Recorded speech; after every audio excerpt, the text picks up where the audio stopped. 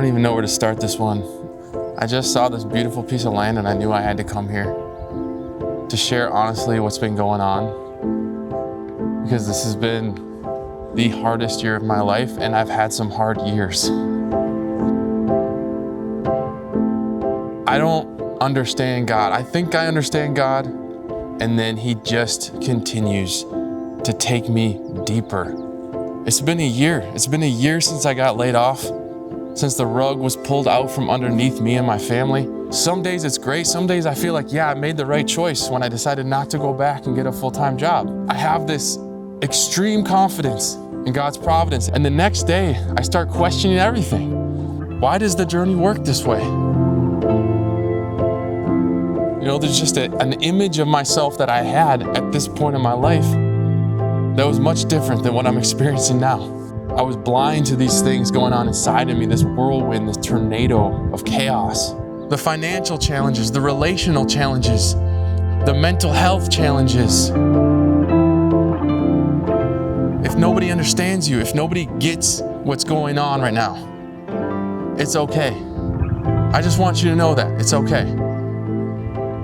Because this is how God works. This is who He is. There's good, there's bad, there's light, there's dark, there's healing, there's woundedness. This is not a scientific understanding. This is just pure mystery. You can't expect everybody around you to understand that. This is between you and God. This is God's still small voice inside of you. Even though I can only see enough to take the next step, I just have this deep conviction that He's with me. And with all of my questions, with all of my doubts, with all of my fear, with all of my brokenness that's becoming more and more clear, He's just there. He's just saying, I'm with you. He's not trying to fix it all. And there's something beautiful about that. There's something reassuring in that. There's some sort of anchor that's keeping me tethered to His grace in this season. There are a couple of beautiful deer just looking at me right now, out in the field. And so as I'm on this journey, it's constantly reminding myself that it's God I seek, just like these deer in the field. It's presence with Him that I thirst for. It's His love and union with Him that I desire. Here on this camera, making these videos, as I seek a more meaningful life in every expression of creativity.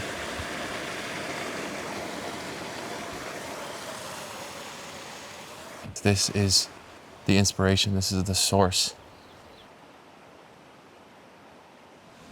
You know, it's interesting. I've never been necessarily the biggest nature person. I enjoy hiking. I'm from Minnesota, so I've spent a lot of time outdoors around lakes. But it really has been more recently that I've found myself just needing to be in nature for my own healing, for my own well-being, but also as I'm creating, as I'm stepping back into kind of this creative life that God has called me into. I don't know why. This is just where I want to be. It's the setting that I want to be surrounded by. You know, it's been about a year since I got laid off and decided not to go back to the 9-to-5 career world. And that's been a hard decision. It's been incredibly difficult.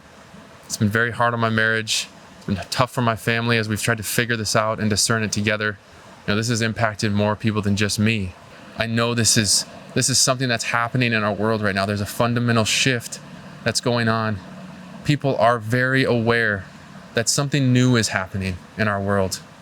Our point in history is not incredibly unique to other times in history, other transitions, but I do think we're living through a very significant moment. I think something underneath the surface is changing at the core level as far as what it means to be human, how we're experiencing the world around us. And as things move faster, as it gets louder, as things get more uncertain and we're not sure what's going to happen in the next few years as far as technology, global unrest, the economy, all these things are up in the air. Nobody feels secure. Everybody's longing for more. Everybody wants something more. And everybody's thinking about, how do I create a life that is more meaningful for me? How do I build deeper experiences, more richness into my life? And the reason for that is because this is the pathway to God. The things we do, the way we spend our time, the way we spend time with people and those around us, the way we work with our hands, the craft that we master, the food that we eat, the houses we live in, the environments that we put ourselves in, all this matters. All of this is a pathway and an access point to the divine, to the spiritual. And so, of course, as we feel this spiritual loss, as we lose this sense of God's presence in our world, a lot of it has to do with these natural things that we've run away from, that we've lost through the development and evolution of technology, the way we live, the convenience and comfort, consumerism. All these things are stripping us of our spiritual senses, and we know it. We can feel it at the core level. When I come out here in the quiet and the stillness, I know it deeply.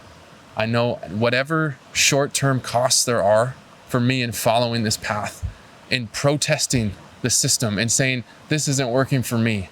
And for me, it's really not working, because I have some challenges that make having a 9-to-5 job very difficult. Sitting in Zoom meetings, sending emails all day long, dealing with office politics, all these things, they're very challenging for me because of my background and my wounds and my experiences.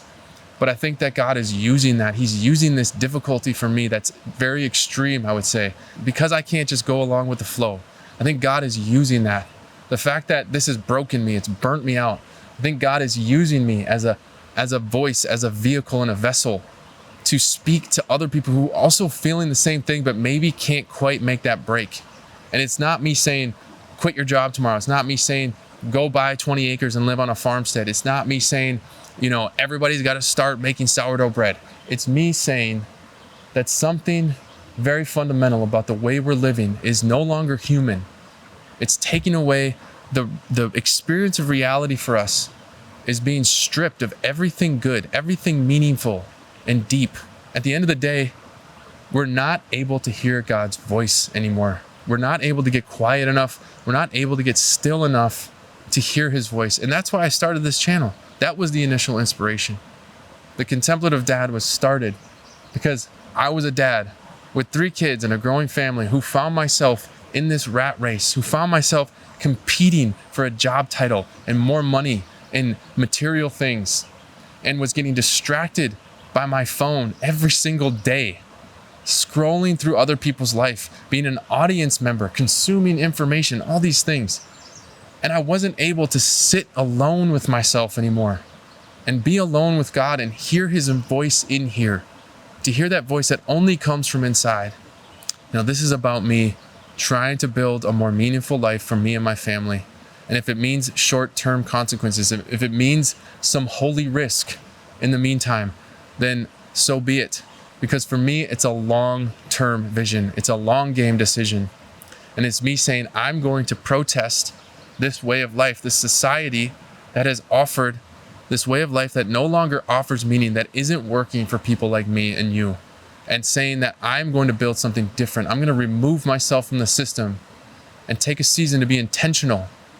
Even if it costs me some money, even if it costs me some relationships, even if it costs me some stress and short-term comfort and security, I'm going to stay true to this call that I feel, because I know it's there, and God has opened up my heart. He's opened up my mind and given me the grace in this season to see it and to hear it and to start to live it slowly but surely.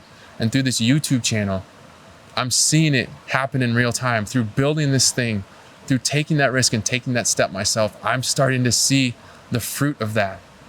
And I know that it's going to take time. The healing is going to take time. It's a process. This isn't going to be an overnight thing. For me, it's not going to be an overnight thing for you. But I am confident that if God is calling us to it, if he's giving us a vision for something, if he's putting that inspiration on our heart, he will give us what we need. He will give us what we need for the next step. And I can see that every day in my life, as hard as it's been. And trust me, it has been hard. It is really taking a lot of trust and surrender right now, every single day.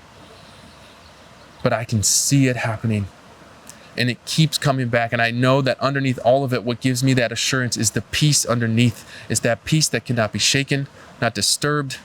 It's that peace beyond all understanding. that Christ promised us. It's got nothing to do with the external realities. It's got everything to do with what's going on inside, in my heart. And here, out in nature, in the silence of creation, I can hear God's voice, and I can hear him calling me on. I can feel his presence. And despite everything around me, despite what seems to be failure, despite what seems to be uncertainty and risk and challenges, God is with me. And he is guiding me, and he's guiding you. And he will lead us ultimately to his presence, to communion with him, which is what he desires for us in the end. That's what it's all about. It's not about money. It's not about the things we have. It's not about going viral on YouTube. It's not about anything else. That's the only reason he created us. He created us to be with him. So let's start to be with him. Let's start to be present now. We can choose that now. That's what I'm choosing. And for those of you who want to follow, I'm going to keep sharing. And I'm with you on the journey. I'm glad to be here with you. God bless you.